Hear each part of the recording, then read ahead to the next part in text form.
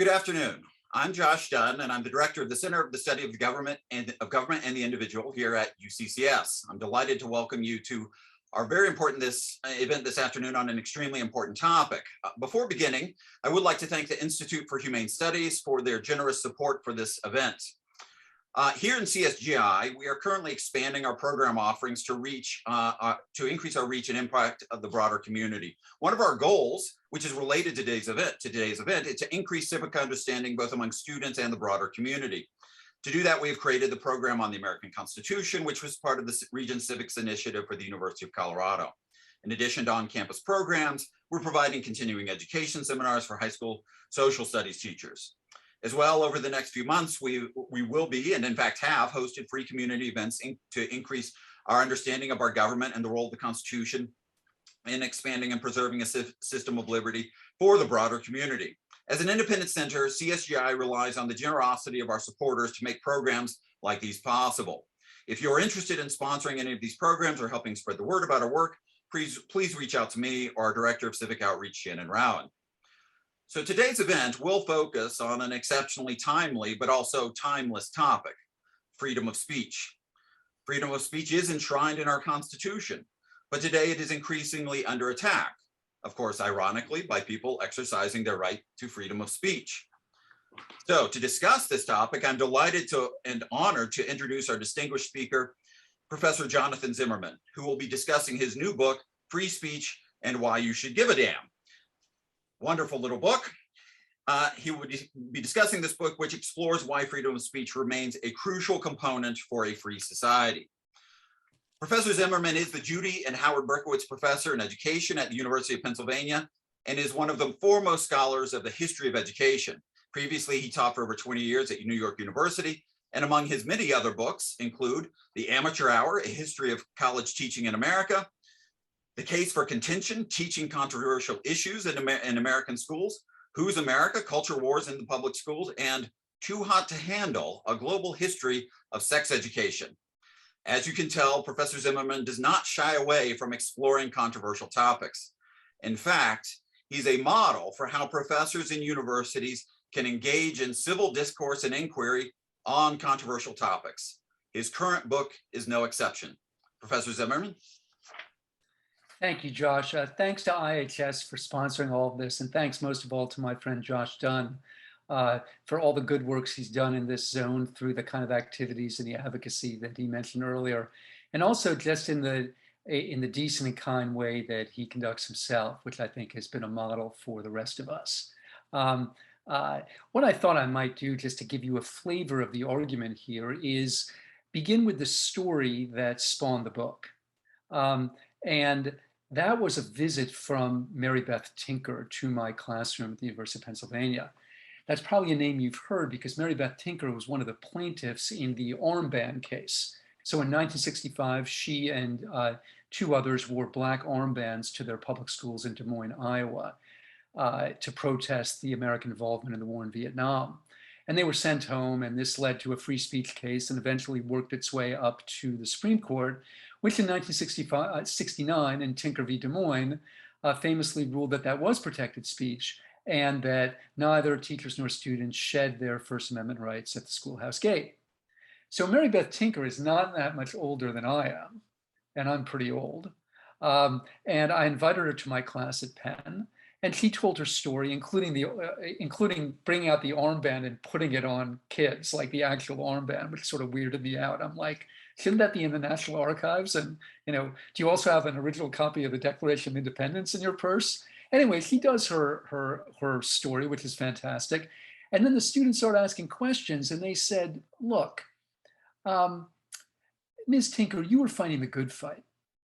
You were fighting the war in Vietnam.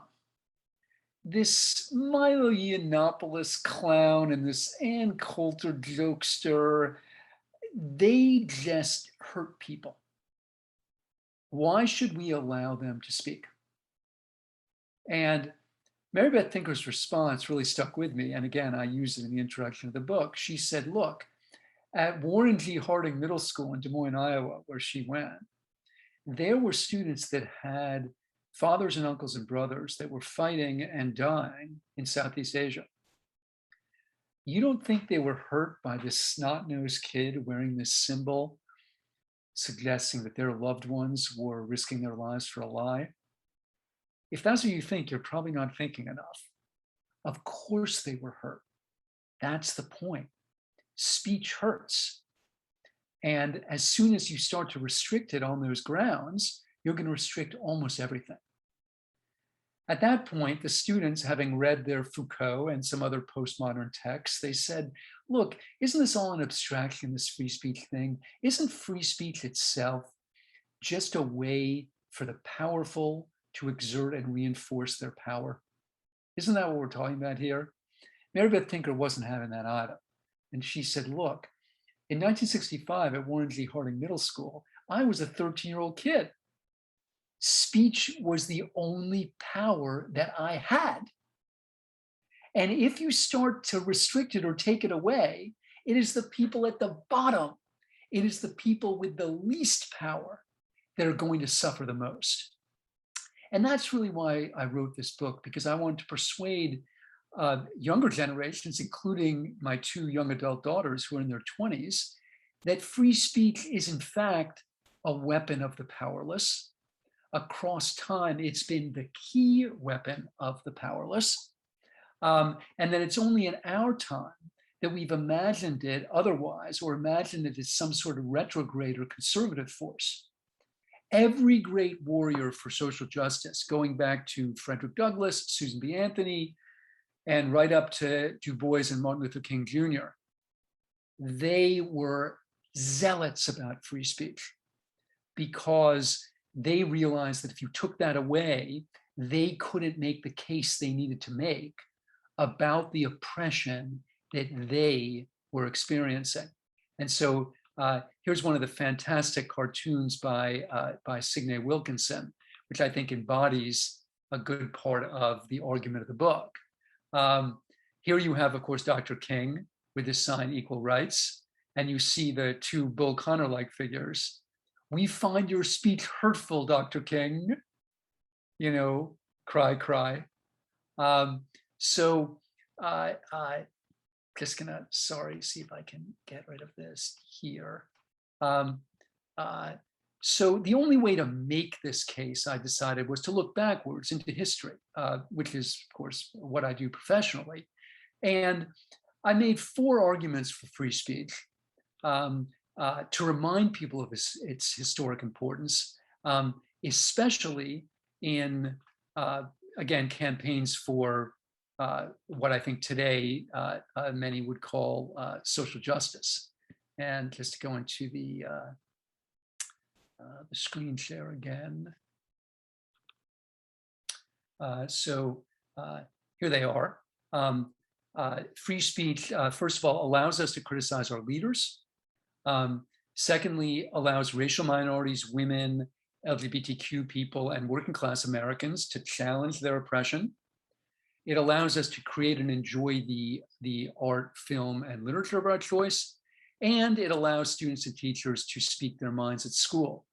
But I want to emphasize, friends, that of course, all of these are observed in the breach. That's the point of the book. That is, even though free speech does allow all these things, across time, we've often forgotten that and forgotten the lessons of this history. And that's why I wrote the book, to try to, well, remember them and recount them. So taking them in order, the first one allows us to criticize our government. Let's remember that across time, and right up into the Vietnam era, that Americans were jailed and fined and deported for criticizing their own government and their leaders, especially during wartime. So I'm a big fan of Hamilton, the musical, but unfortunately it doesn't really address the Alien and Sedition Acts. And this is a good first example. France attacked these American vessels demanding these bribes. And there was a big scandal in the United States. There were people calling for war against France. So John Adams, who of course was the president under whom Hamilton served, John Adams wins a law creating fines or jail for anyone who writes or prints or says anything, quote, false, scandalous, and malicious against the government of the United States. Basically, dissent became illegal. And the argument was the same one that censors always use at wartime, which is there's a war on, so why let anyone play for the other team? So during the Civil War, hundreds of people in the North were arrested by the Union Army or the Lincoln administration for criticizing Lincoln or the war. Hundreds of newspapers were closed. And Lincoln himself came to regret a lot of this. And let me just show you one of Signy's cartoons about this. So, sorry, my computer is a little bit slow, but here you are. U.S. jail for Civil War protesters. Yo, great emancipator. And you can see the irony here.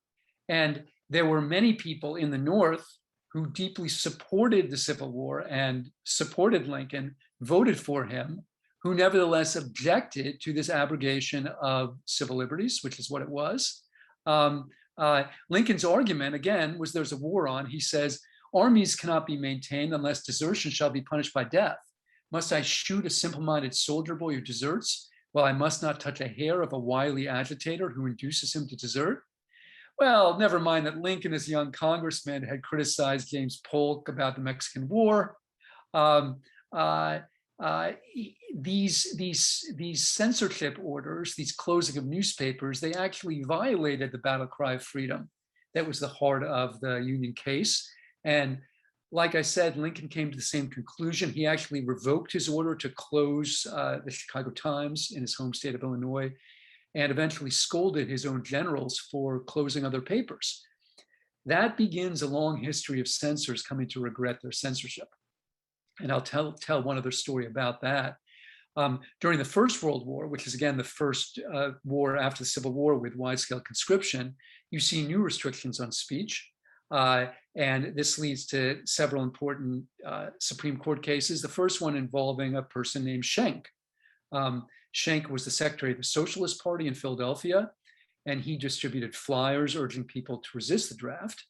And this was the case in which Oliver Wendell Holmes upheld the jailing of Charles Schenck on the grounds that his leaflets, his anti-conscription leaflets, represented a, quote, clear and present danger, and therefore needed to be censored.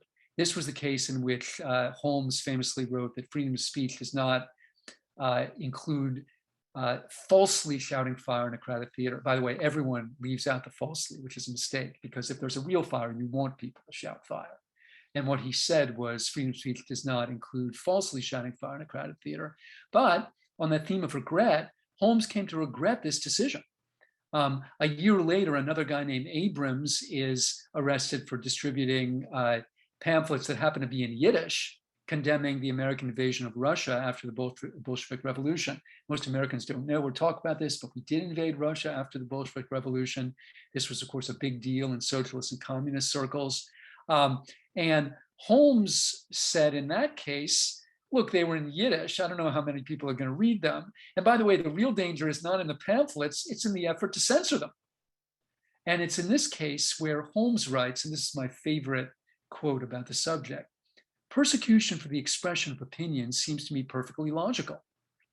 If you have no doubt of your premises or your power and want a certain result with all your heart, you naturally express your wishes in law and sweep away all opposition. So he's saying, look, give the censor his due. It's a natural instinct to stamp out things that are repellent to you. But that's precisely why we have to resist it, precisely because it is so natural and so instinctual. And it's not until the Vietnam War that courts start to uphold the right to dissent during wartime. So in 1971, a college kid named Paul Cohen walks into a draft board wearing a jacket that says F dash dash dash, although that's not what it said, the draft. And he was arrested. And it's in that case that Cohen v. California that the Supreme Court finally upholds the right to dissent during wartime. But that's only in my lifetime. And it's only in the Vietnam era. And we have to remember that because it is of such recent vintage. And if we forget how recent it is, it's easy to take it for granted, which we cannot and must not do. So that's point number one. It allows us to criticize our leaders. Point number two is it allows racial and gender and sexual minorities to criticize their oppression. Free speech lets them challenge it, and without free speech, they can't challenge it. So the first mass censorship campaign in the United States, it should not surprise you that it begins after Nat Turner's rebellion. This is in 1831. And we see across the American South laws blocking anti-slavery literature from the US mails. And there's also in Congress, there's a gag rule that bars anti-slavery petitions from the floor of Congress. So it became illegal to actually distribute anti-slavery material, not just in the US mails, but in some circumstances on the floor of Congress.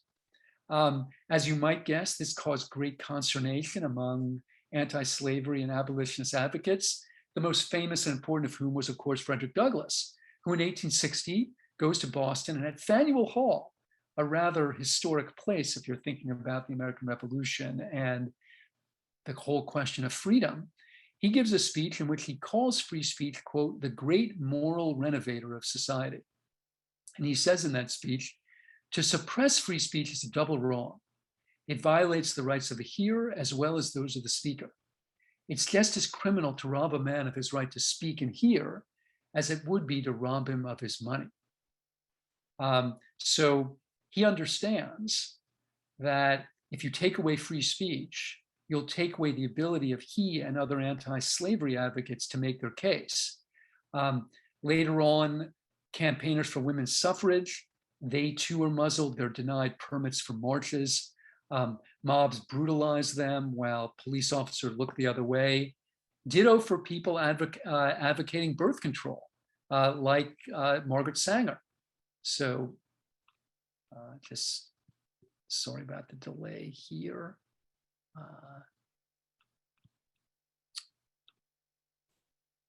There she is. Here you see Margaret Sanger, birth control, and the police officer saying, go ahead, speak freely.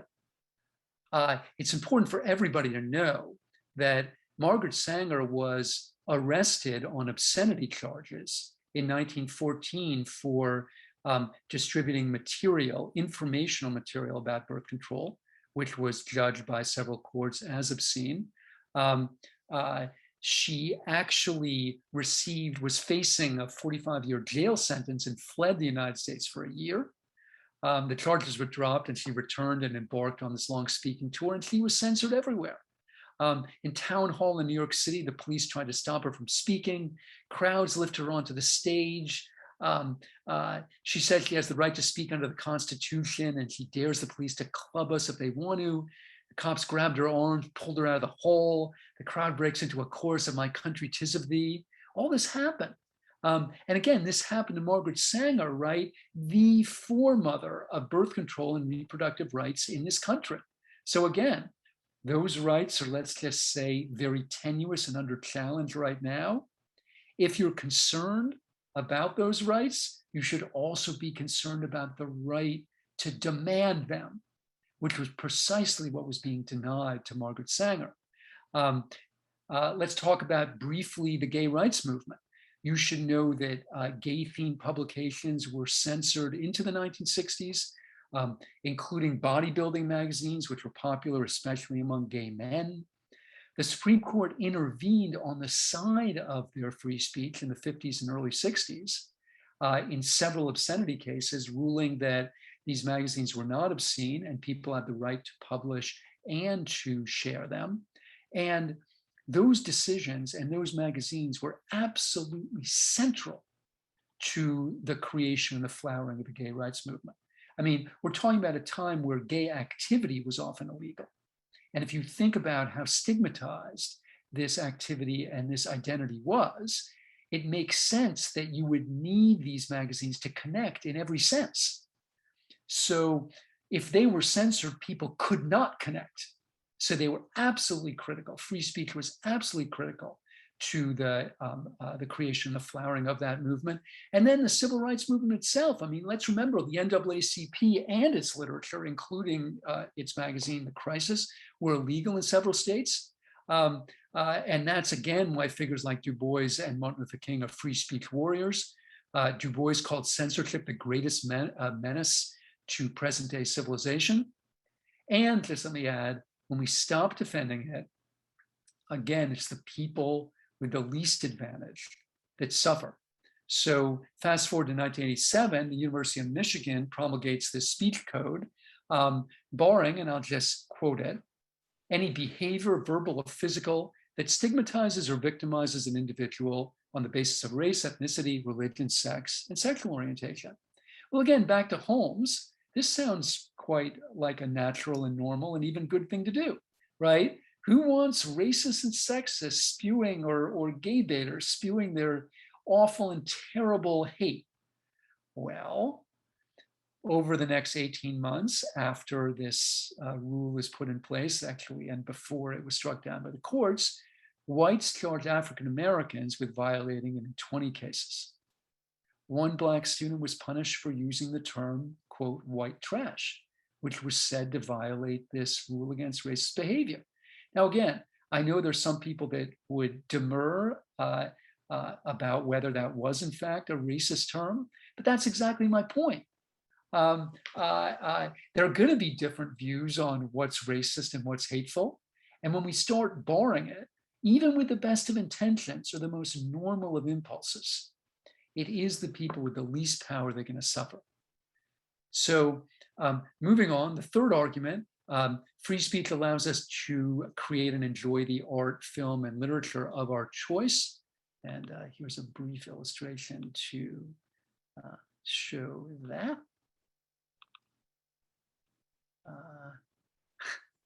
You see various religious figures. We need to see it so we know what to ban. And man, was there a lot banned in this country.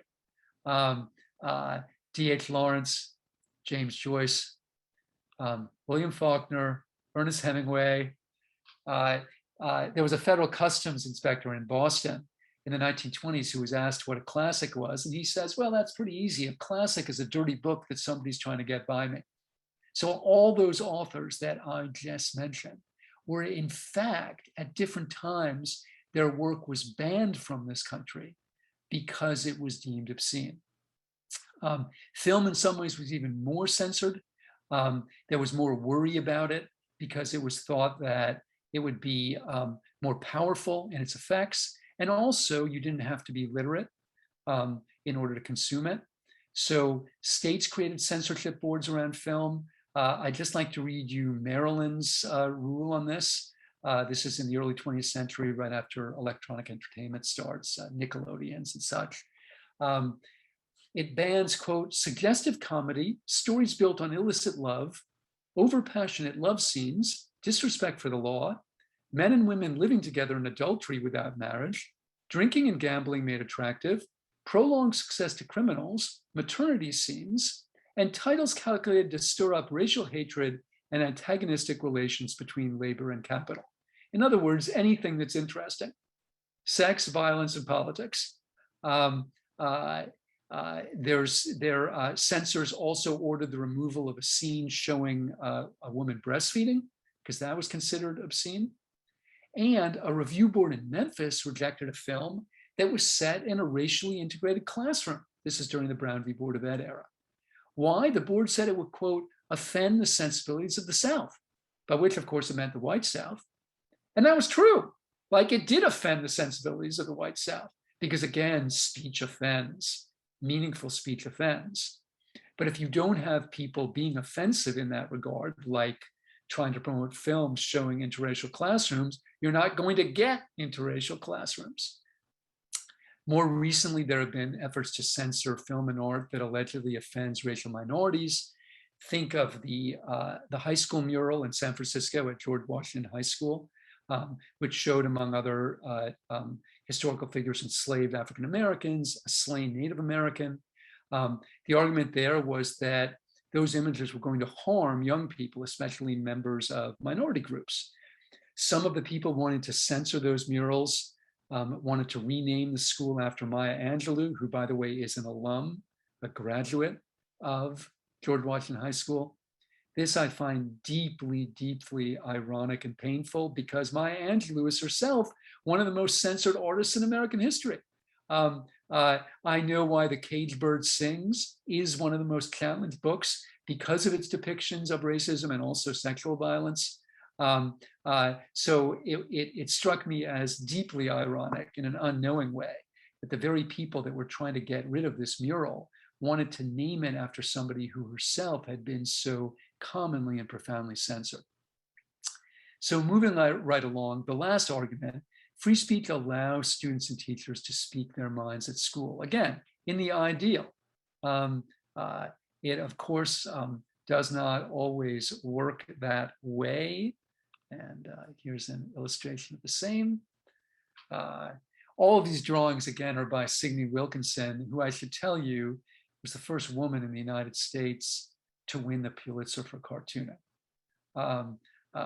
I've worked with many people in my life, but only a small handful that I would actually call geniuses. And Signe is one of them. And I think these drawings illustrate that. Just the way she's able to capture something that takes me 30 or 90 pages to explain.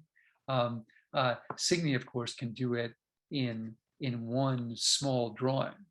On the subject of schools and school boards, I think it's really important for everybody to know that for most of American history, students had no free speech rights in schools. The movement for those rights comes out of the campaign for racial justice, back to that same theme. So in the early 60s, students at segregated schools in Mississippi were suspended for wearing SNCC buttons, that Student Nonviolent Coordinating Committee, one man, one vote. That movement spread next year to several other schools. There were students suspended. There was a student boycott. And then a federal circuit court said they have the right to wear the buttons if that doesn't harm, quote, the decorum of school. And it was those decisions that provided the basis for Tinker v. Des Moines, for the armband case. You should know that Mary Beth Tinker's family also had roots in the civil rights movement. Her father was a Methodist minister who had been pushed out of his previous post for endorsing the African Americans' rights to swim in the town pool, and pools were often the site of a lot of bitter battles over this subject because most of them were segregated.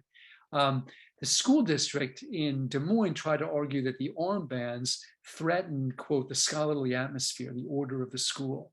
And Thurgood Marshall, during oral arguments, he said, now, how many kids wore armbands that day? And the lawyer for the district said 7. That's out of 18,000 students in Des Moines. And that's when Thurgood, who was getting on in years, started to snooze, which he often did during oral argument. And that's also when Mary Beth Tinker, who as a high school kid was actually in Washington, watching these deliberations, realized that they had won after the Marshall started to doze off. And it's in that case that Justice Fortas said, in our system, state-operated schools may not be enclaves of totalitarianism. Schools can restrict speech, but only if they can show it will substantially interfere with day-to-day learning. And you should know that there had been, of course, other cases since that time that has, in some ways, have restricted this speech further. Most recently, the Bong Hits for Jesus case, where a kid outside a high school in Alaska raised that banner as the Olympic torch was going by. In that case, nobody said he was threatening disruption. They said that what he was saying was inappropriate in a school setting, and the courts agreed. So student speech has been more restricted, and there are, of course, new controversies about which people can reasonably disagree. Kids wearing T-shirts showing an aborted fetus, kids wearing the passage of the Bible that some people say, note I said some people say, interdicts homosexual behavior, kids wearing T-shirts that say, build that wall. Look, these are tough calls, but I would argue that even the quest for balance in these cases, that is balancing both freedom and order, or you might even say decency, even that quest shows how far student rights have come. Almost nobody says student rights shouldn't exist. Um, and yet, at the same time, we still see impulses across our culture to censor speech, both in schools and out of it. One more cartoon here that I'd like to share, and I think this is probably my favorite Signe cartoon. And there it is. Look, I fixed it. There was this terrible thing. It was called hate. But I'm a very good person, and I fixed it. I fixed the hate. And that's very seductive. Again, back to Holmes, it does make a certain kind of sense. I understand the impulse to censor hateful speech. And of course, we should raise our voices against it. That is, in and of itself, a form of free speech, and I think a super important form. But that's different from denying speech to somebody else, which never ends well. It turns its targets into martyrs, and it betrays a lack of confidence in democracy itself. If we believe in our ability to govern ourselves, we need to let every citizen speak their mind. And we also have to have enough faith that this messy cacophony will yield a more just and fair society than any set of censors can possibly create. It was Frederick Douglass who said, quote, "Liberty is meaningless where the right to utter one's thoughts and opinions has ceased to exist." As a survivor of slavery, Douglass knew vastly more about the inequities and the brutalities of the United States than almost any other American. But he also knew we could never make anything right, including slavery, if we forsook our right to free speech. We must remember the brave men and women who raised their voices for justice, often at great risk to themselves. And we need to speak up again for free speech, which remains our best vehicle for righting the wrongs of our society. Let free speech ring. Anything less will diminish us all. Thanks a lot. Thank you so much, Jonathan, for a wonderful presentation, and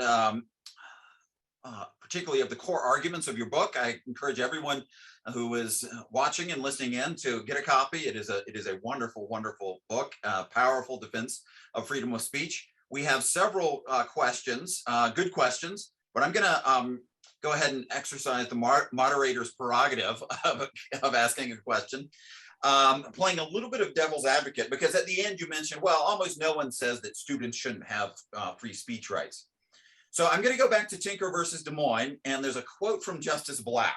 And I actually think, I don't know that people are coming out and using Justice Black's words, but some people are arguing that there's certain costs associated with student speech in school that really compromises the educational mission of the schools, beyond just a disruption to the educational environment. It really does deeper damage to it. So the quote from Justice Black was, this case, who of course previously had been a very ardent defender of freedom of speech, which is interesting. He said, "This case, therefore, wholly without constitutional reasons, in my judgment, subjects all the public schools in the country to the whims and caprices of their loudest mouth, but maybe not their brightest students."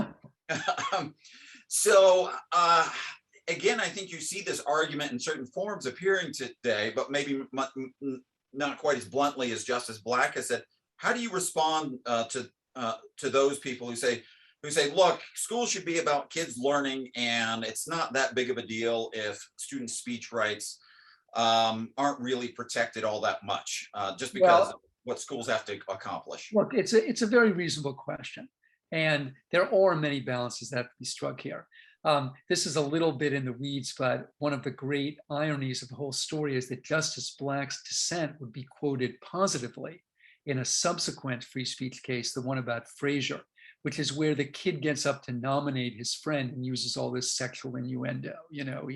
My friend is firm in his pants and all that stuff. And you can Google that one. It is fun reading if you have a middle school sense of humor like I do. And they actually quoted Justice Black's dissent in in affirming the school, basically in penalizing this kid.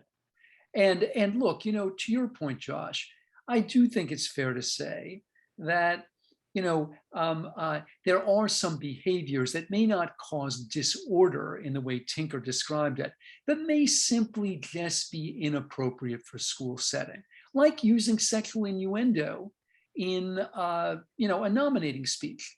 However, you also asked, you said, well, look, school is for learning. It's not for these loudmouths. And I think really the question is learning what? And I would argue that one of the things you're learning about or should be learning about are exactly these questions about free speech. And I don't think we give people a very good civic lesson if what we do is just unilaterally censor speech that we don't like. And that's the real danger, because that's the historic pattern, right? Once you empower the school officials to decide what speech is appropriate or not, they can strike down anything they don't like. So I still think the burden should be on the school officials, if they want to get rid of some speech, to show either that it's immediately going to threaten some terrible event or disorder, or that it's so radically inappropriate that no reasonable person could want it to be in school. And I think that's a high burden. It should be, because back to your point, we are teaching them to be citizens. And you can't teach them about the First Amendment when you're violating it. Very good. Not well. Yeah. A couple of questions about, I'll go ahead and address these. Censorship on social media. This is, of course, a very hot topic. So there are at least 2 or 3, I believe, questions on this. What is your position on the censorship that occurs on social media platforms, Twitter, Facebook, et cetera? Well, look, there are a different set of questions that arise, as we know, because all the institutions you just named are private institutions, right? And so, the First Amendment says Congress shall make no law that suppresses freedom of speech. And it was later, of course, through the 14th Amendment applied to the states, but doesn't say that Facebook shall not censor free speech, or Jack Dorsey and Twitter shall not censor free speech. At the same time, I think it's also obvious that these are important public forums. So even though there isn't the same constitutional demand on these organizations, I would argue that they nevertheless do play a really important role in our public sphere. And what I want is for them to have as small a censoring footprint as possible. And again, I understand that reasonable people will differ about where this line should be drawn. But just like I don't want President Trump or President Biden deciding what can or should be said, I don't want Mark Zuckerberg or Jack Dorsey deciding that either. I understand that in certain ways they have the, quote, right to do so, because they don't have the same constitutional burden as Trump or Biden. But I think the effect is in the same, and it's extremely troubling. I'll just give you one example that I think is really relevant. You may recall at the very beginning of the COVID crisis, Facebook and its friends started to remove comments that said that the virus had been hatched in a lab in Wuhan. And a couple months ago, Joe Biden convened a commission to try to figure out if it had been. So look, please understand, I'm not saying it was hatched in a lab in Wuhan. I still think that the bulk of evidence, as I read it, is against that. But the point here is it's credible enough that it should be discussed. And indeed, that there's now a presidentially appointed commission to discuss it. And what that means to me is it was a huge mistake to take it down. All right. So there's a question, I think, related to this. How do active misinformation campaigns fit into the debate around the extent of freedom of speech? Can and should misinformation be censored in the interest of national cohesion, collective action for the good of the country, i.e. national vaccination campaigns, et cetera? Look, I mean, back to the Wuhan example, that was censored in the name of controlling misinformation. Because at the time, it was considered misinformation. And I'll admit, I thought it was too. In part, I'll admit, because I loathe Trump and he was saying it. And I just figured Trump is saying it. He said so much else that is false. This must be false. And by the way, it still is probably false, I think, but I don't know that. And I jumped to conclusions too quickly, which is always the danger here. But so did Facebook and Twitter. They thought that was misinformation, and I did too. Look, the questioner is right. This is an enormous problem and a hugely serious one. So let's take the vaccination question. I should tell you, this is an extremely difficult one for me personally because my wife is an infectious disease doctor, and she has been, absolutely central to Philadelphia's response to the coronavirus. And she deals with anti-vaxxers, and I would even say the consequence of anti-vaxxers every day. It is real, and it is a problem. But the answer to that problem is not to censor them. Because if we do, A, we will give them yet more power because they will get to claim the martyr and the victim role. And B, we also won't persuade them. It turns out that muzzling somebody is a very bad way to change their mind. Like, what do we expect? And we can say, oh, Professor Zimmerman, thank you so much for censoring me. I'm definitely going to get my vaccine now, and also vote for your team in November, right? I mean, this is a fantasy. So much of censorship works like this. It's a very childlike fantasy. So I don't take anything away from the questioner. And this is an enormous problem with huge consequences. But I still don't think the solution is to censor it. Great. So a couple of questions related to hate speech. So I'll give both of them. So what do you say to those who use their right to free speech to speak homophobic, transphobic, and or sexist rhetoric and lose their jobs or become ostracized by friends and family? And then there's an intense ongoing debate around the use of racial slurs and whether those should be protected under free speech, especially when these slurs are hurled at others with malicious intent. What are your thoughts on this debate? Well, first of all, it's a really important question. And the first thing I want to say is hate speech is protected. Everyone should know this, right? If you want, as we should, to debate whether it should be, well, let's do it. But I've even spoken to law audiences, like law school audiences. Well, the students will say, well, hate speech isn't protected by the First Amendment. It is. There have been 5 or 6 court cases that have found it is protected. And the reason it's protected is what the courts have said is we don't want to put President Trump or President Biden in the position of deciding what's hateful, right? Once you censor hate speech, well, somebody's going to have to make the determination of what's hateful enough to get censored. And I don't trust the government enough to do that. I just don't. And I don't think you should either. Again, the Wuhan lab thing was called hate speech, and arguably it was. It was in the sense that I think it's fair to say some people invoking that theory, whether it's correct or not, were inspired by a certain kind of anti-Asian hate, no doubt. That would qualify under some rubrics as hate speech. So hate's real. It's all around us.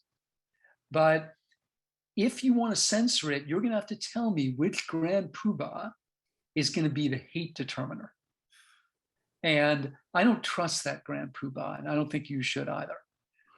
But nor should you be silent, right? So sometimes this debate is mischaracterized as either we let every terrible sexist and homophobe and bigot say whatever they want, and the rest of us remain silent, or the government shuts it all down. Well, the first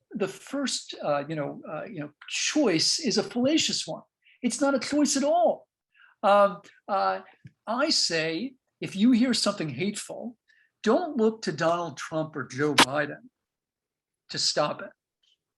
Raise your own voice and say, I think what you're saying is hateful for the following reasons. That too is a form, I would argue, the most important form of free speech. And that is the answer to hate speech.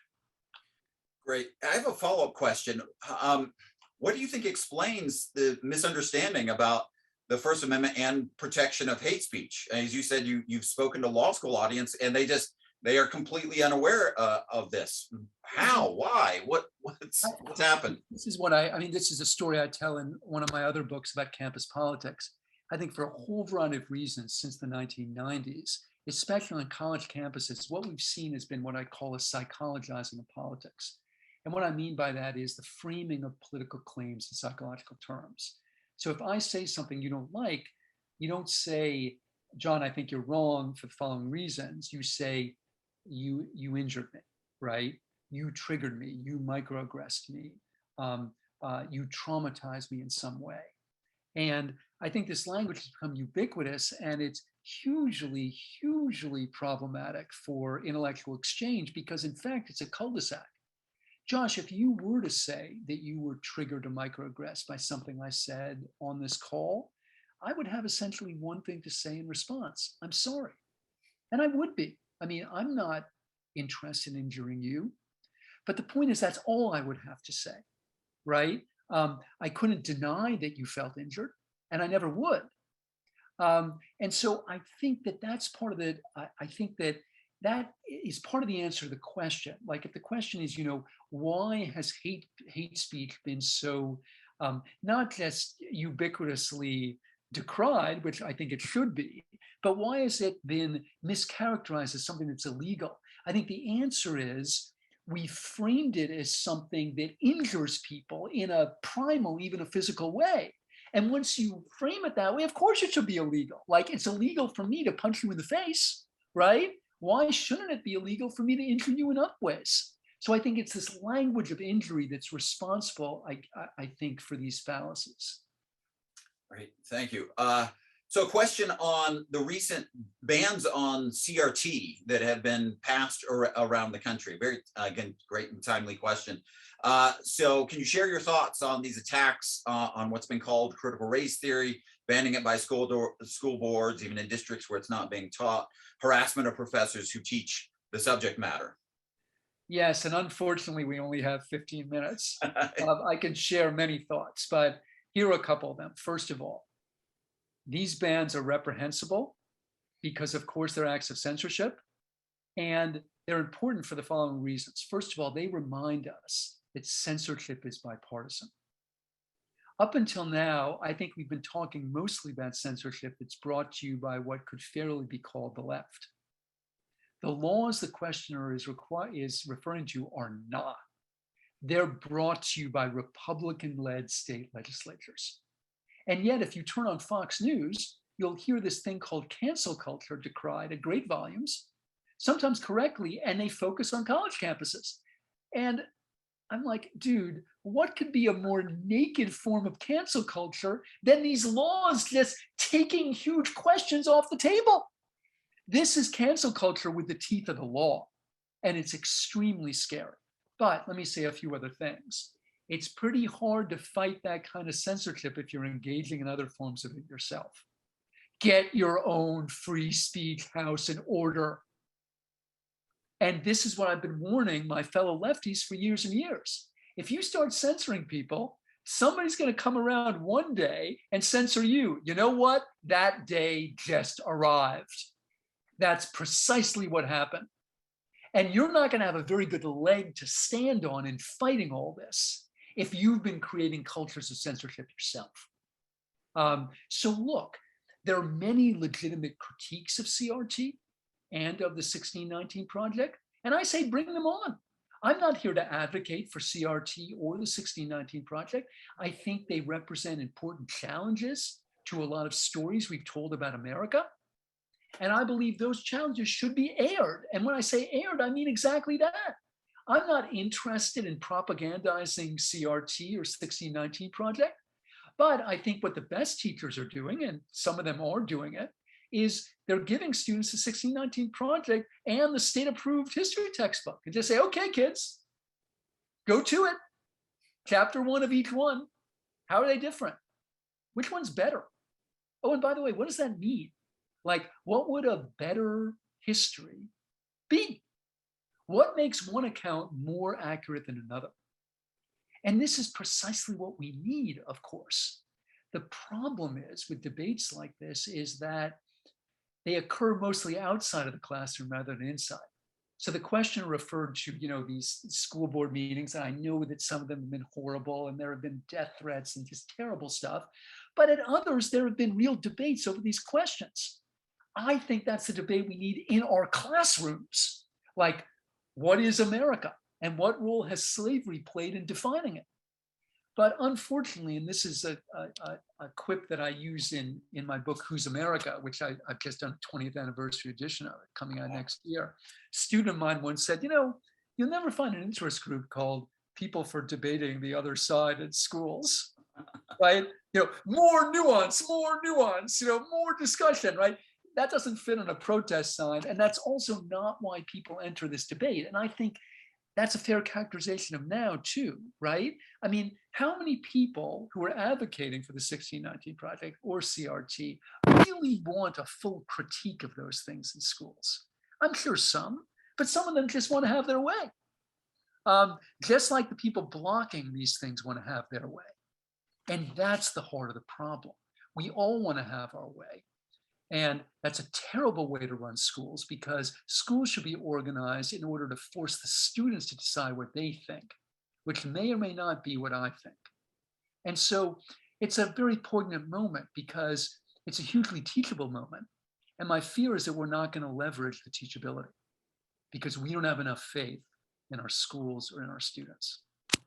All right. Well, great answer, but kind of despairing conclusion. Very. Another question, very straightforward. Is censoring pornography censoring meaningful speech? Well, again, it depends on, like Potter Stewart said, pornography when you see it, right? That was his famous quote. And look, I'm not an advocate for pornography at all. I'll be very honest with you. I'm really glad it didn't exist when I was a teenage boy. I think I would have watched it all the time, and I think it would have messed me up. Pornography is the way that lots of Americans learn about sex, and I think they learn some terrible things from it. So I take all that really seriously. And yet, all right, I think the best solution to it is to create other kinds of sex education on the net that are better. And those exist, right? You can get good information about sex on the net, all right? Most of porn is bad information. So let's have more of the good information. And let's remember that, again, when you start deciding you're going to take this piece of porn down, well, what's the next piece? Is it Ulysses? Is it Lady Chatterley's Lover? Both of those books were illegal in the United States because they were deemed pornographic. So that just seems incredibly dangerous to me. And I just don't see any reasonable way to define what's so pornographic that it shouldn't be in public. And incidentally, Justice Douglas, William Douglas, he refused to watch the porn movies in the Supreme Court. So back when they were trying to define, back in the Potter Stewart days, I know it when I see it, on Wednesdays, they would watch porn in the Supreme Court. This is ridiculous. And Douglas was right. And I won't tell you what he said about it, but he said it was 8 old men blanking. And it's ridiculous when you read about it. I mean, gosh, I'm sure you have, but Justice Harlan, he was almost blind from glaucoma. So Thurgood Marshall would narrate the events for Justice Harlan. Apparently you would hear Thurgood describing it and Justice Harlan going, remarkable, astounding. But again, I think it's important to remember that history because it's silly, right? Douglas was right. It was silly what they were trying to do. That doesn't take anything away from what I said earlier about the dangers of pornography, which I think are real. But again, censorship isn't the answer to that. So now the Supreme Court has still said that obscenity is not protected. Yes. And so there are some forms of material that are without protection. Without getting into all of the details, let's say, do you think the Supreme Court has struck the right balance there? I think our court, look, I'm a liberal Democrat. And so what you're supposed to say if you're a liberal Democrat is, Warren Court thumbs up, Rehnquist and all the courts, Berger Court, Rehnquist Court, Roberts Court, thumbs down. I thought free speech, the court's been pretty good, including the recent court. I mean, it was the Roberts Court, by the way, that, protected the cheerleader in Mahoney, Pennsylvania, who, let's remember, tweeted F cheer, F school from a convenience store miles away from her school and was penalized for that. Right. And the Roberts Court, not including Clarence Thomas, but most of the Roberts Court, right? They're like, oh, come on, right? We're really going to surveil and censor the students. Do you think that's why like teachers got into this business, to monitor people's Instagram at a 7-Eleven? So, I think they have struck good balances. And I think thus far, I think that this court, even though I disagree with it on so many other matters, especially reproductive rights, I think it's been pretty good on free speech. So the question on the incitement to imminent lawless action, what are the times that it would be justified for the government or a social media platform? I suppose you could also say the government telling a social media platform to perhaps silence some kind of speech because of a possibility of inciting violence. Well, here too, I think the courts have been very clear, going back to the Brandenburg case, which is that if the state wants to suppress any kind of speech in the name of preserving order, it's not enough just to say, oh, I was afraid that something really bad could happen. Because of course, you can censor anything on those grounds. You have to be able to show something absolute and immediate. And this is the language. And so let's take a very, very recent and highly controversial example. Let's take Donald Trump's speech at the Washington Monument on January 6th. Let me again put my cards on the table. I'm a liberal Democrat. I supported the impeachment of Trump in both cases, including the second one. But on the second one, I would have voted to impeach him for what he didn't do on January 6th, which was protect the people's house, rather than what he did. The first article of impeachment was about inciting the riot. And I don't think he did. And here's why. Look at his speech. He doesn't say, march to the Capitol, break the windows, assault police officers, and defecate in the hallways. That's what happened. But that isn't what he said. He says things like, you got to take back your country or you'll never have it again.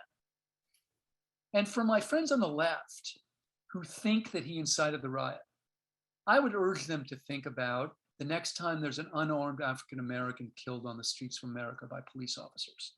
Okay, it will happen. I'm sorry to say that. I say that with a heavy heart, but we know it will happen. And after that, there will be protests. Then somebody will make a speech like, we have to fight the cops and the cops are evil and they're pigs. And then somebody else will burn a police car. Are you okay with jailing that speaker for inciting that? I'm not. I don't think it's fair to say he incited it. Now, if he's standing right next to the police car and there's a guy holding a gasoline can and he says, pour that gasoline on the car and light it. Okay, fine, right? You can stop him from doing that. But, the police are pigs and the police are racists? No, you cannot stop him from saying that on the grounds that somebody is going to act violently because of it. Because again, right, you will end up censoring everybody on those grounds. Great. So I think time for one final question. Is censorship ever necessary or good? Well, look, let's be clear. No right is absolute, including the quote, right to free speech. All right, let's take, I can't call the White House and say I'm going to shoot the president, right? Let's take a more, let's just say, present day and controverted example.